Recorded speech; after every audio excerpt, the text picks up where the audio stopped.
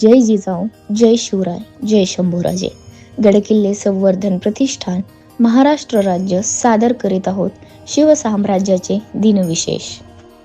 20 मे इसवी सन 1498 पोर्तुगालचा Vasco the gamma 200 खलाशांसह भारतातील कालिकत बंदरामध्ये येऊन पोहोचला. 20 मे इसवी सन 1664 जसवंत सिंहाने किल्ले सिंहगडाच्या डोंगरावरून तोफखाने खाली उतरवल्या. जसवंत सिंहाचा किल्ले सिंहगड वेळा बादशाही थाटात सुरूच होता. 5 महिने उलटले, मराठे अजूनही त्याला दाद देत नव्हते.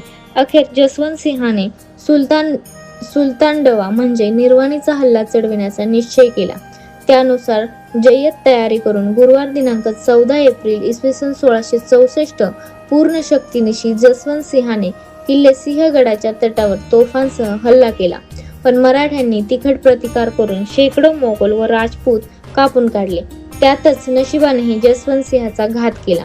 अचानक दारूचा स्फोट झाला आणि त्यात अनेक मोगल सैनिक ठार झाले. अपयशामुळे जसवंत सिंहाचे माथे पार भडकून गेले. प्रचंड नामुष्की पदरात पडली. सुलतानडवा नाकामयाब झाला. अशा वेळी पराभवाचे खापर आपला शालक राव भावसिंह हाडा याच्या माथी फोडून जसवंत सिंह मोकळा झाला. मानी स्वभावाच्या भावसिंहाला हा आरोप सहन झाला नाही. त्यातून दोघांचा कडाक्याचा वाद जुंपला. अखेर ताणतणावात जसवंत सिंहाने किल्ले सिंहगडाच्या डोंगरावरून तोफखाना खाली उतरविला. 20 मे इसवी सन 1665 किल्ले राजगडाहून छत्रपती शिवरायांनी आपले वकील रघुनाथ पंत पंडितराव यांना मिर्झा राजे जयसिंह यांच्याकडे पुरंदर तह संदर्भात बोलणी करण्याकरता रवाना केले.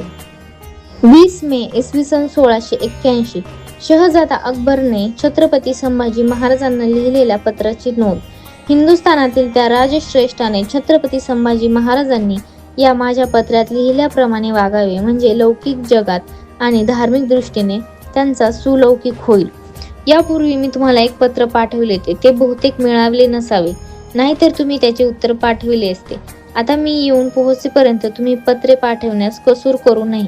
त्या एकनिष्ठ छत्रपती संभाजी महाराजांची वार्ता ऐकण्यासाठी मला दीर्घ काळापासून उत्कंठा लागली आहे. अधिक काय लिहिणे, तुम्हाला भेटण्याची आतुरता आहे. हे पत्र शहजादा अकबराने छत्रपती संभाजी महाराजांना लिहिले. 20 मे इसवी सन 1682 छत्रपती संभाजी राजेंच्या आदेशाने मुघल सरदार शरीफ खानाच्या सैन्यावर मराठ्यांनी अचानक हल्ला केला. वाढलेल्या गवतातून मराठे आले आणि प्रमुख जाहिद खान, चुराखासी, सैफू खान, असनहुल्ला खान सह इतर सैन्याची कत्तल करून मराठे पसार झाले.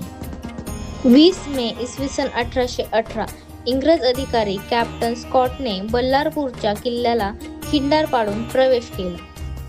20 मे इसवी सन 1818 यश मिळवण्याचा निश्चय करून मेजर एड्रिजने आपल्या फौजेनिशी किल्ले शिवनेरी व जुन्नरच्या गडीवर आक्रमण केले व शिवनेरी बरोबर जुन्नरच्या गडीवर ताबा मिळवला. 20 मे इसवी सन 1766 मल्हारराव होळकर यांचे निधन. पानिपत नंतर मराठेशाहीची बिघडलेली घडी पुन्हा बसविण्यात माधवराव पेशव्यांबरोबर मल्हाररावांनी पुढाकार घेतला आणि सलग मोहिमा आखून ते स्वतःला कार्यमग्न ठेवू लागले. अशाच एका मोहिमेवर असताना 20 मे 1766 रोजी आलमपूर येथे मल्हाररावांना मृत्यूने गाठले. आपल्या संपूर्ण हयातीत त्यांनी 4 पेशव्यांच्या कारकिर्दी बघितल्या. पेशव्यांच्या घरात त्यांना वडिलकीचा मान होता.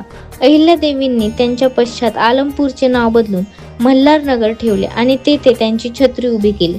छत्रपती शिवाजी महाराजांनी उभे केलेले स्वराज्य निष्ठेने वाढविण्याची जबाबदारी सुभेदार मल्हारराव होळकरांनी आपल्या खांद्यावर घेतली होती.